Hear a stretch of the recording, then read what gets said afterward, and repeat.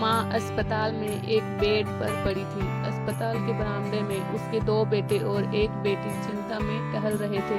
भाई बहन को अपनी माँ के लिए सेहत की चिंता तो थी, लेकिन उससे भी ज्यादा चिंता इस बात की थी कि अब माँ को अपने साथ कौन रखेगा।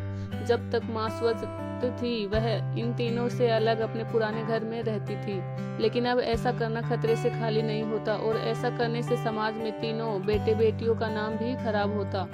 लोग कहते कि देखो कैसी औलादें हैं, बीमार माता को अकेला रहने के लिए छोड़ दिया।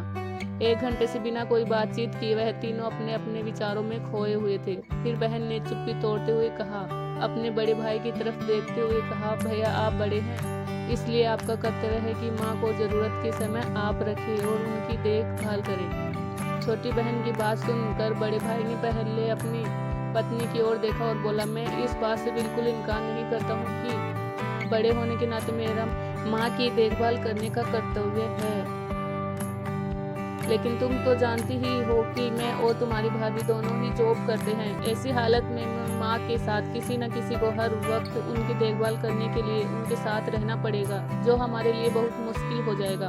बहन तुम तो पूरा दिन घर ही रहती हो, तुम माँ को अपने साथ क्यों नहीं रखती? पैसों की चिंता मत करना, जो भी खर्चा आएगा दे दूंगा।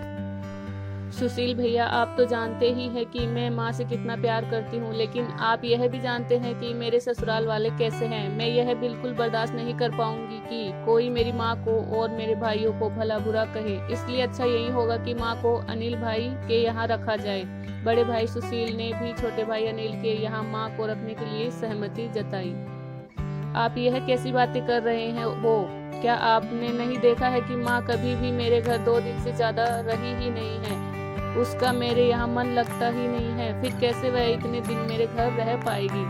छोटे भाई ने अपनी असहमति जताते हुए कहा। इससे पहले कि इस चर्चा का कोई नतीजा निकल पाता, एक नर्स वहां दौड़ते हुए आई और कहने लगी, क्या आप ही वार्ड नंबर 4 में भर्ती मरीज के रिश्तेदार हैं? आपको डॉक्टर साहब अंदर बुला रहे हैं। सभी घबरा गए और दौड़ते हुए डॉक्टर के पास पहुंचे। डॉक्टर ने उनसे हाथ जोड़ते हुए कहा, आई एम सॉरी, मैं आपकी माताजी को नहीं बचा पाया। डॉक्टर की इस खबर ने सबके चेहरे पर झूठी मूठी